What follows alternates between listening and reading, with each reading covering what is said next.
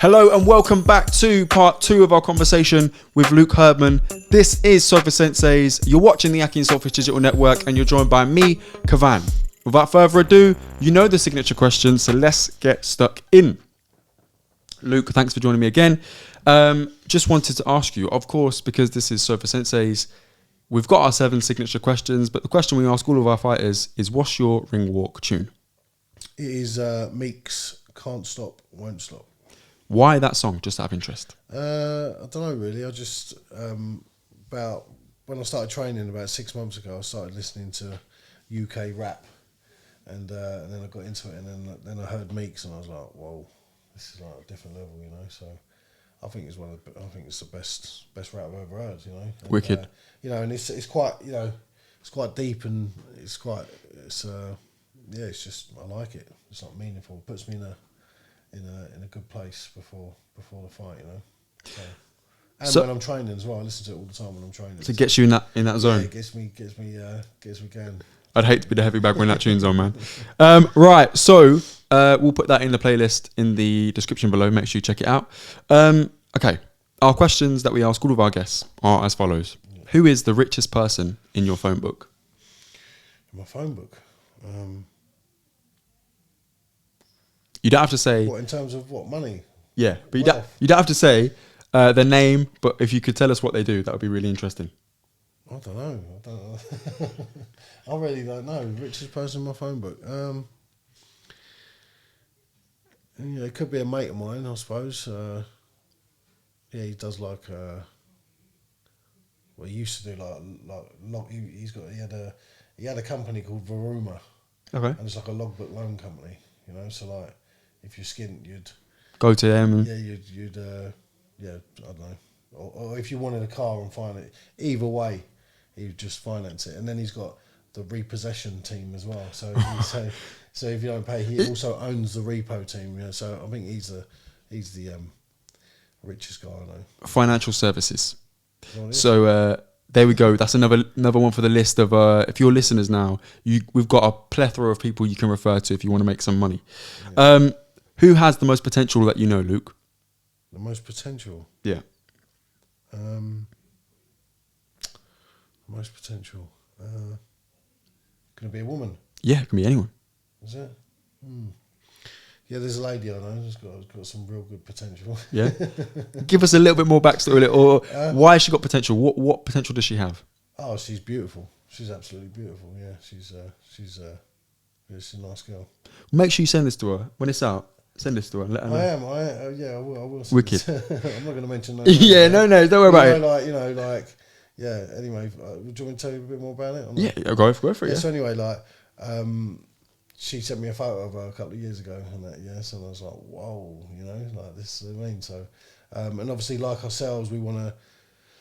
I mean, with me personally, by looking your best, and this goes for everyone. Yeah.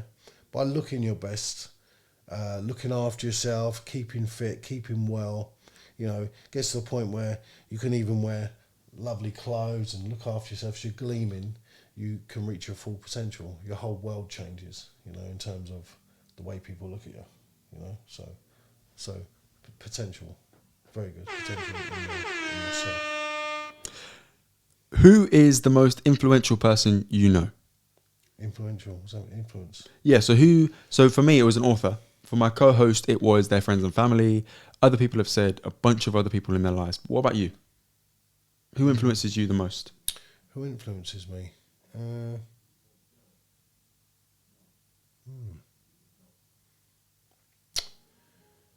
Myself, if I'm allowed to say that.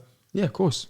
So why you? And Nick Webb, okay. who I spar with, he influences me a lot. Yeah, so you know he influences me a lot because when I started sparring with Nick, you know, just keep getting in there with him. It's influenced me to if it wasn't sparring with him, I would never reach my fitness now. So he's influenced me a lot. Do you find you engage in self-talk quite a lot? You talk to yourself in your mind. You just No. I used to, not so much anymore. I'm just more of it in a routine.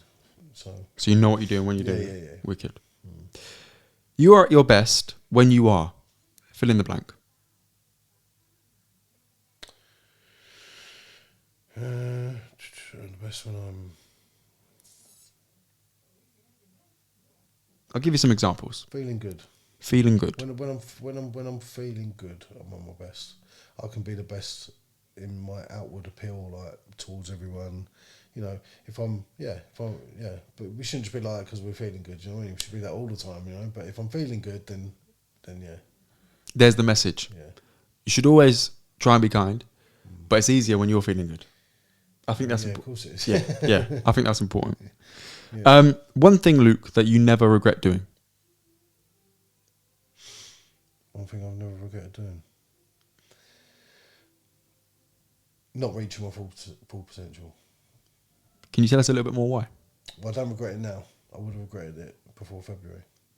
So, if you want to know more about why Luke doesn't regret the journey that he's taken, make sure you check out part 1 of our conversation exclusively on Sofa Senseis on the Aki&Saltfish digital network. And we'll leave it there so people can go in the description, click the link below and watch that.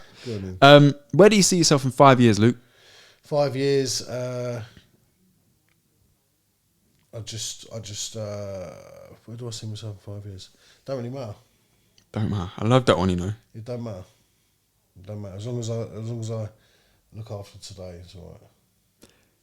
I'm going to have to give you a boost for that one because no one, I think we've spoken to around 40 plus guests on across the network and no one has said it doesn't matter. Everyone's given some profound answer about, you know, I want to be here, I want to be doing this. It don't matter. It doesn't matter. Yes. Who are we to say where we're going to be in 5 years? That's what I'm leaving here today with, you know. I'm going to go about the rest of my day and I'm going to think it doesn't matter. Yeah, it don't matter. Of course it don't. I appreciate that one. Nice. Advice you now, Luke, would give to yourself 10 years ago. So 33-year-old Luke, what would you tell him? Cool.